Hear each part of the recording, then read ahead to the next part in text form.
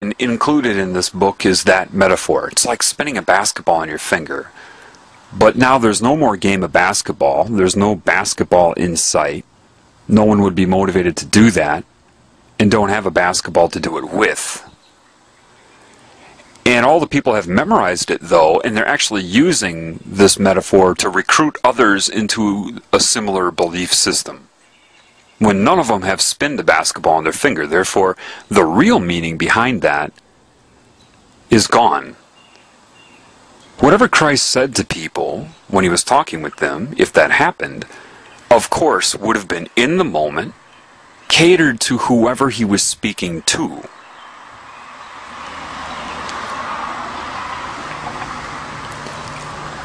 In addition, he was able to shape what he said. Remember, the people, if they did write it down, and I don't know how he could talk that fast and have them write it down, but nevertheless, they would take Cliff's notes, you know what I mean? They would have their experience and write it down based upon what he said. But what he said was describing what they were feeling with him. The understanding they got when he was speaking it, in that moment, in that time. So he went on using parable after parable, metaphor after metaphor, because you can only bring people to the truth with metaphor. You can't tell them the truth with metaphor like I just explained. So he'll try it again. It's like this and this. It's like this and this and this. To try to tune the mind to an experience that would be close, because you know what it's like to ride a bike, so you try to draw upon something they might have done that would assist them, that the rules and regulations of control are keeping them from knowing. You work with what you got. That's what metaphors are. An attempt to work with what you've got, with understandings that you know exist in the people that you're trying to bring to a different understanding. Does that make sense? The problem is, the majority of these used car salesmen everybody calls priests, is that they're not qualified to teach you about spirit. You've been told that they are, but they're not. Do you understand that they are practicing occult Satanism, whether they know it or not?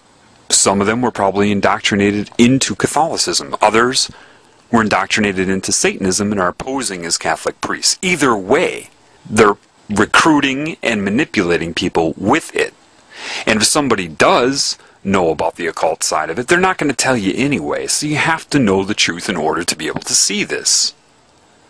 They're not qualified to teach you about spirit. Why? Because even if their intentions are good, they've learned about God from the Bible.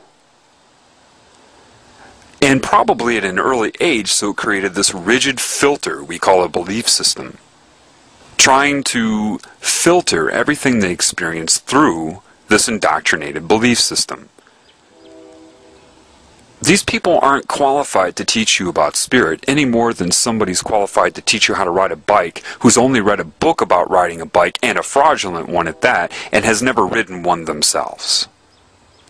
They're not qualified.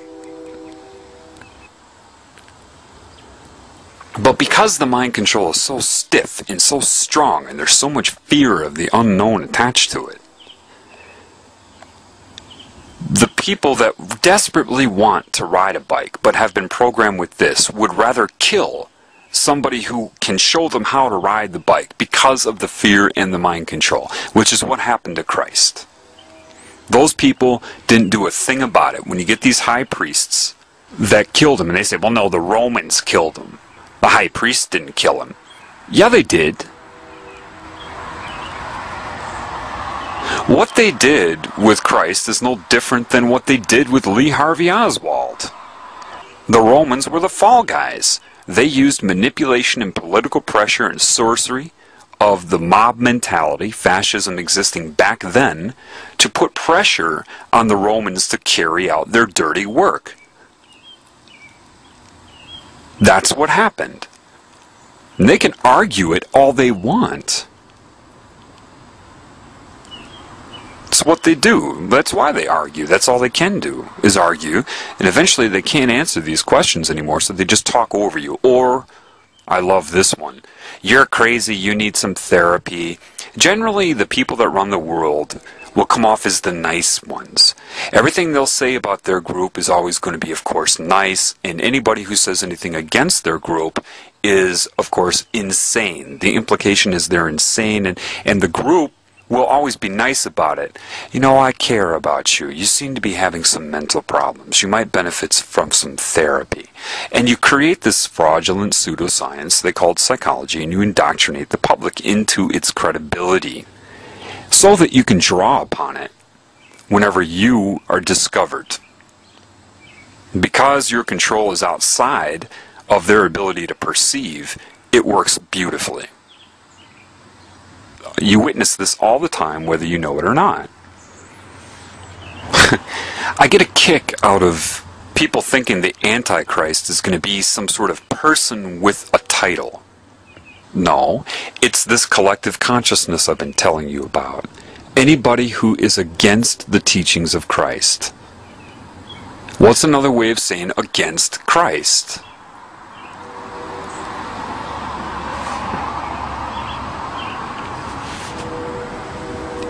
Antichrist. So, if you know anybody that's even publicly against, does not adhere to, or denies the teachings, not the man, the teachings, they are the Antichrist. The rise of the Antichrist, if I said the Asian flu is on the rise, I'm not talking about one individual virus, I'm talking about the collective strain, including all of the viruses in that strain. Do you understand that?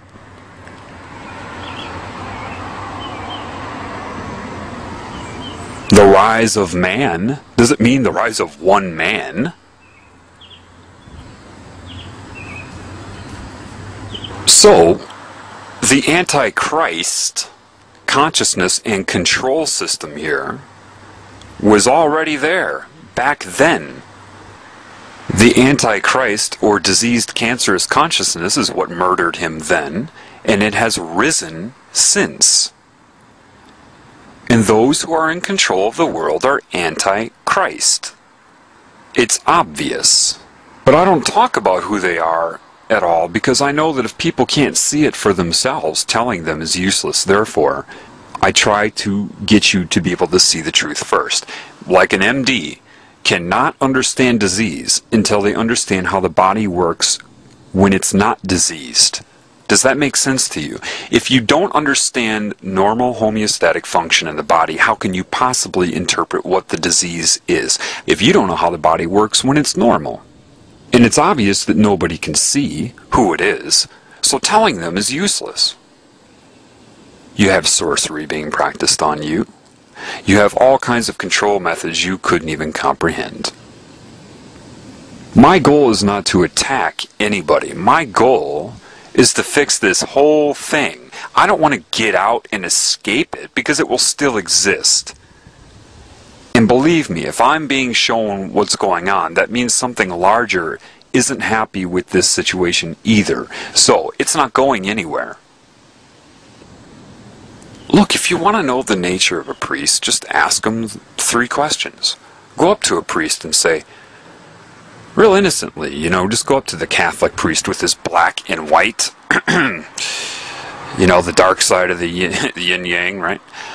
Black and white uniform. Or his robe as he's burning incense. All of these things you're warned about in the Bible. However, mind control works, doesn't it? No Christian is able to put 2 and 2 together. Forget about whether they thought of doing it.